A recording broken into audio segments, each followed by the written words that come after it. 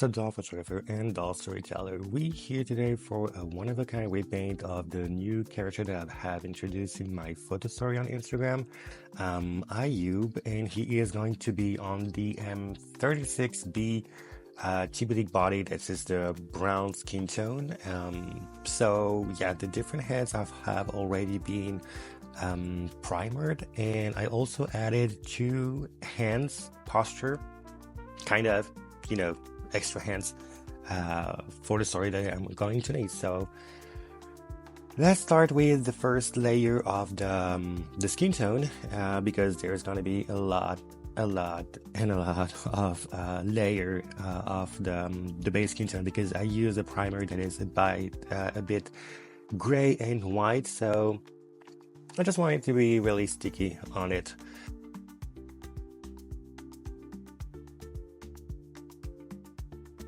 I really wanted to have more diversity when it comes to the character of my photo story and add more people that are not uniquely white or suntan, as I say. I really want to show more people that kind of represent my world and the world as it is, actually. Because there is a bit of a lack of representation when it comes to the media, traditionally, like TV shows or movies.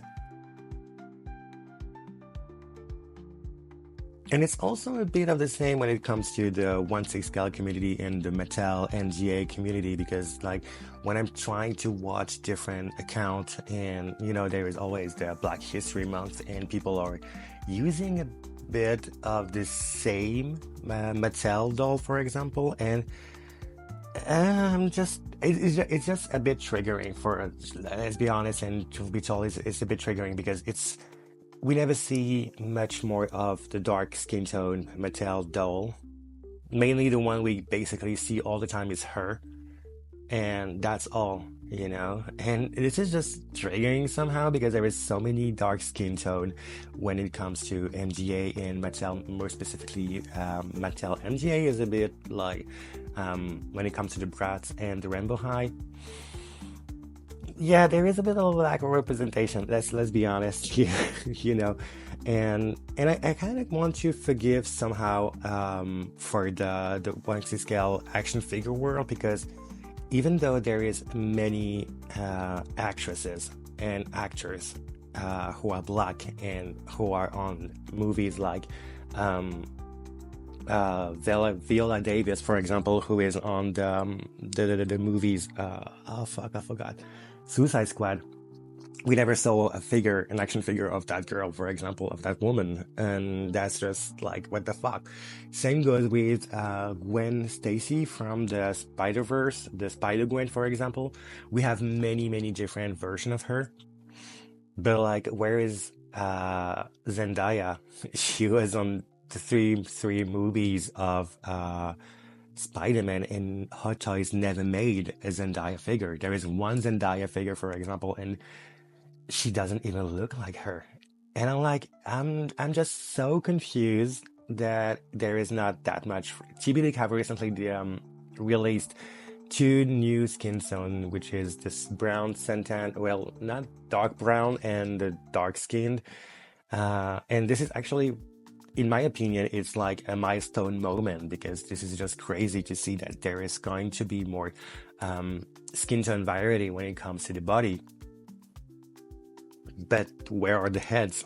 It's always like that. It's like, because in the 1/6 scale, and specifically when you're a storyteller and you're doing doll photo stories, you need heads to go with the body. It's not like we're just collecting and put the doll on the stand. We actually want to do photos of them and change clothes and whatever. But at the end of the day, it's not really possible to have just a body without heads. And there is many companies like what's the name again? Superdoc. They have many heads. There is YMI Toys that have many heads too, and there is also Gag Toys. But it's like, there is only two skin tone, the pale and the suntan. So either you are Occidental, like Western Europe, or Central United States, for example. But like, where are the others? You know what I mean? It's like, I don't know, it's just so confusing that there is not that much representation because we clearly hear quite often the fact that people complain about the fact that the TV shows now is like a propaganda for LGBTQIA plus community, for black people, and yada yada yada. But where are they? You know, like, yeah, I don't see that. I don't see it that way, but whatever. Fuck that shit. So yeah, I think I just have covered most of the layer, and as you can see, it took quite a lot of time to just be able to do that. It's insane to do dark skin tone because you have to apply many layers to be sure that it stay in place.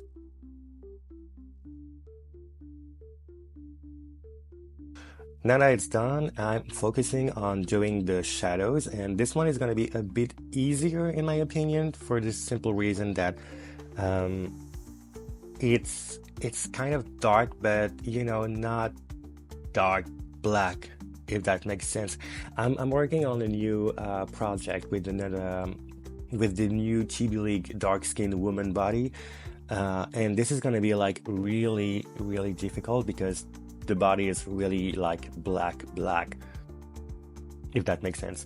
And this one still is like a dark brown, so doing the shadowing, the contouring is easier in a way.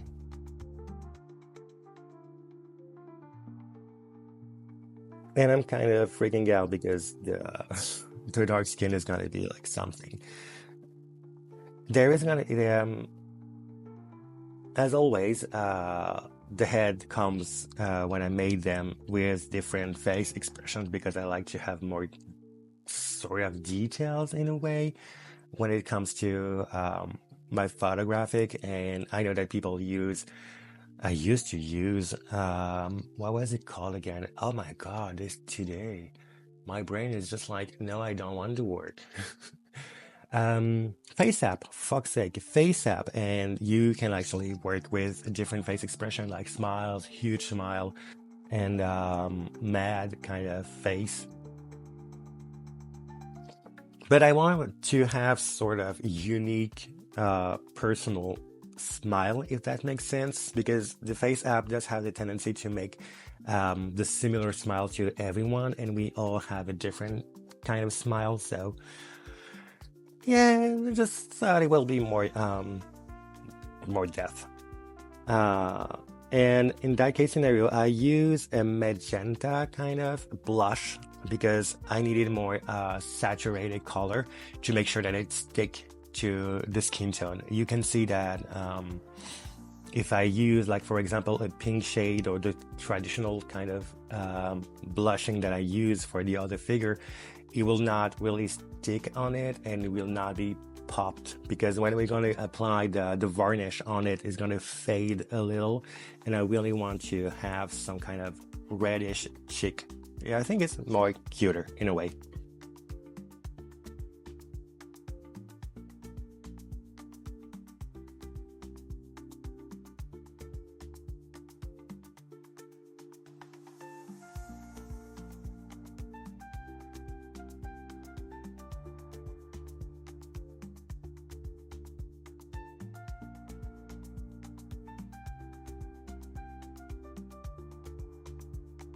So now with a watercolor pencil and a thin brush, let me readjust.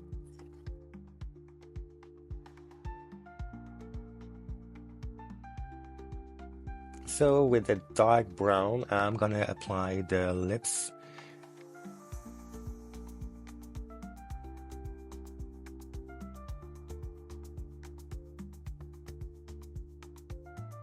So it's kind of a brown purple-ish sort of lips because I really want him to have a unique sort of lips, if that makes sense. Like not the brownish kind of lips because it needs, as I said earlier, for the blushing, it needs to kind of popped when I'm gonna apply the varnish and make sure that it stay in.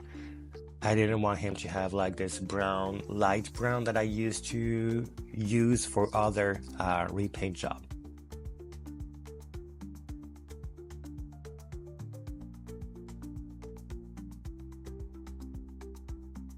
And this is the angry face. This is one of my favorite face expression. If I have, for example, this guy, Ayub here, my one of a kind, he have the main face expression that I really need when it comes to photo story, which is the neutral face expression, a smile face expression, and an angry face expression. And the last one is usually the sleep face expression.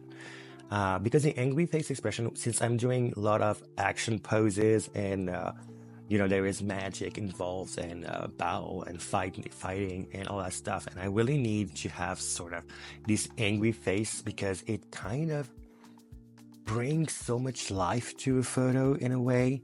I don't know. I just feel like those are the main face expression that I really need when it comes to my doll photography.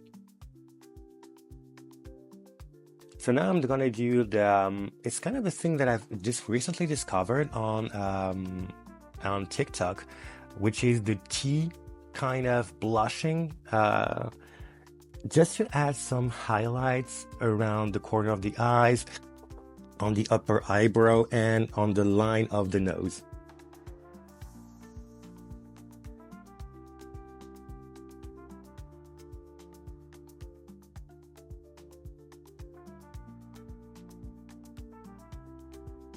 So as always, it kind of seems like harsh when you see it that way, but as I said, you have to both trust the process and also remember that the varnish at the end is going to kind of melt it in a way and tone it down. So I will always have to anticipate that kind of stuff. And here is an example for the before and after.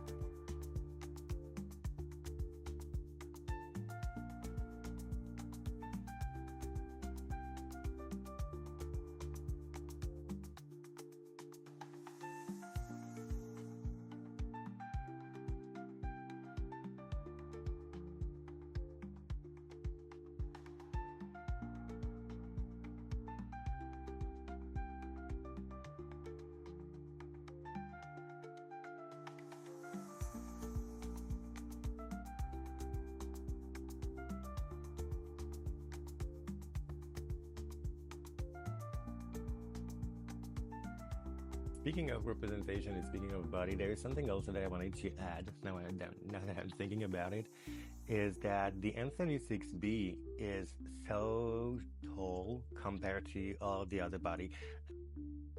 Okay, so now we are gonna add more details to the face because all the blushing is done, and now we're gonna have to repaint the eyes. And something that I was just thinking about was he is going to be on the m36b tbleague body, which is like a tall, like really tall body, and this is kind of something else because this body was originally made, for example, if you want to have a costume of a basketball player, and at the end of the day, when you take a look at the head sculpt, basically if you're looking for a black male head sculpt, it's usually going to be, oh fuck, I forgot that moment. Yeah, that happened. So, piece of advice, never ever get your heads close to the paint, and fuck that. So I just cleaned it with water, and honestly it was kind of easy to remove because there was already 2 layers of varnish, so just a bit of water and it just left. So anyway, so back to what I was saying, which is the m36b body is really tall, and it's really hard to dress him up because many clothes don't fit that body.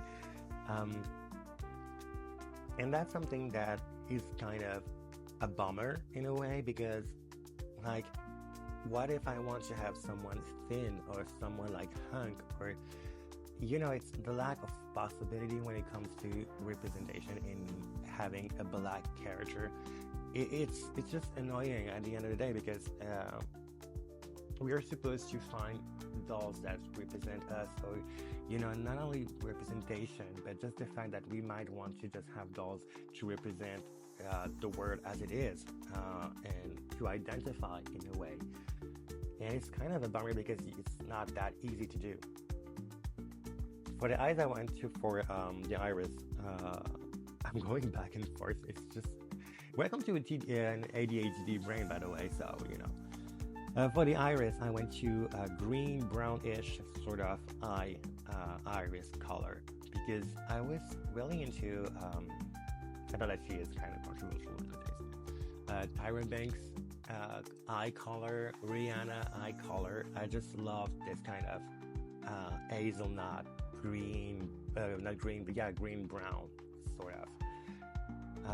And now with a thin brush, I'm just gonna apply the eye contour just to define the real shape of the eyes. So back to what I was saying about the bodies is that even though tbleague have recently released the brown and dark skin tone for the female, for the male it's kind of complicated because you only have the suntan skin tone, and you can go, for example, on the Geo, which is a seamless company too, and the dark skin tone they have, the black skin tone, they're supposedly dark black skin tone. It's gray. It's not even black, it's gray. You know what I mean? It's like such a bummer. So yeah, he's going to be on the m36. He's going to be tall, and in a way, I just find it okay because I like to have different proportion and sizes when it comes to the bodies of my story. So that's kind of okay. It's a pass, but I would love to have him on, a regular height size. But yeah, it is what it is.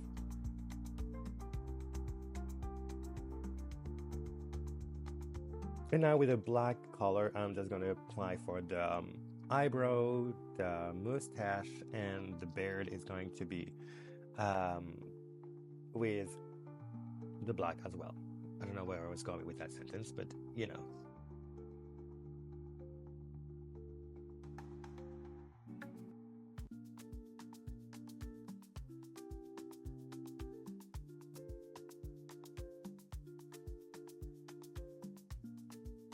There's something that I just realized when I'm watching this and doing the voiceover is I really do have this sense of focusing because like the paint is focused and the head is blurry.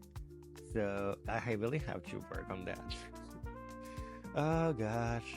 Well, you made mistake and mistakes is part of the process and you learn from the process.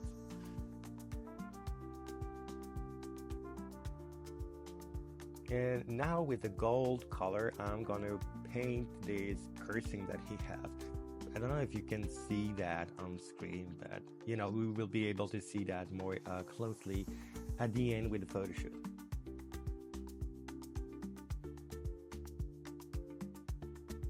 And something that I was just thinking about, because there is another video that I'm working on for another character that I have repainted, and there is something that I just realized when I was doing the repaint is I am quite obsessed with piercing, and especially this nose piercing. Like I'm so scared to do it, for example, on myself.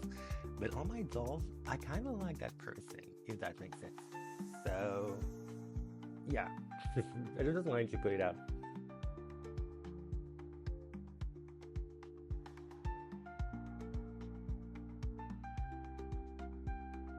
When I'm doing this kind of paint, because there is so much texture in a way and curved, that it's kind of mixing the technique of a dry brush. I'm only doing it on the surface and not deeper because it's just easier that way, if that makes sense.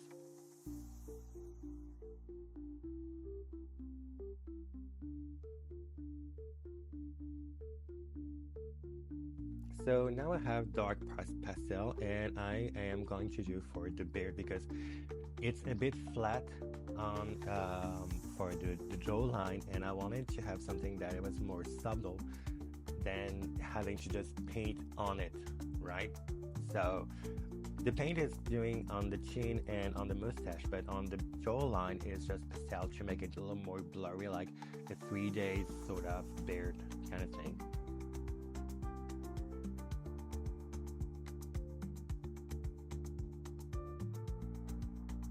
I really did hesitated when I was making the head to know if he is gonna have hair or not, because I really wanted him to have dreadlocks, and I thought maybe not him, maybe I'm gonna keep that for another doll. And Bold was just like, I don't know, I just feel like it was more him in a way. Uh, so now I'm using the thin brush I have, and I'm just making the point inside of the eyes to make this point inside the eyes, which is black. I don't know what's the name in English, sorry, but you know what I'm talking about.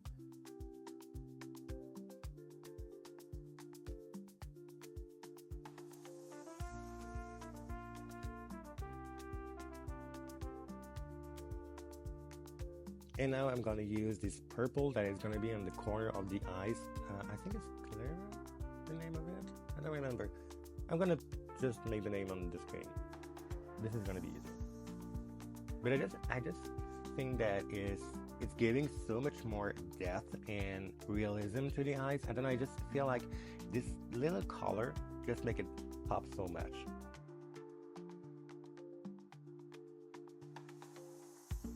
And on some of the heads, there is the tongue, and so I'm mixing the scarlet color, red scarlet, and the purple that I used earlier for the inside of the mouth. And with the white, I'm gonna paint the teeth that is showing on the head.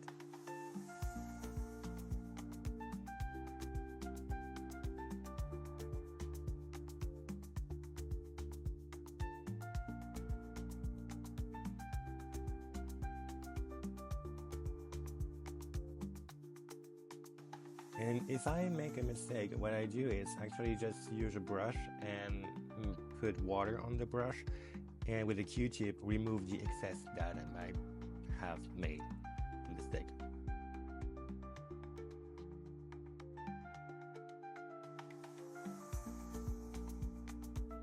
And voila! This is actually the jean for, it's from Atelier Tiorama, who is a seamstress, a group of seamstress in Finland.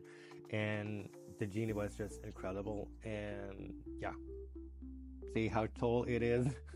And he is wearing the 1/6 scale regular size, if I may say, shirt. I use some varnish, glossy, medium gloss varnish on the lips, and UV resin glossy for the eyes to have this little lightning effect. And this is the person that I was talking about earlier.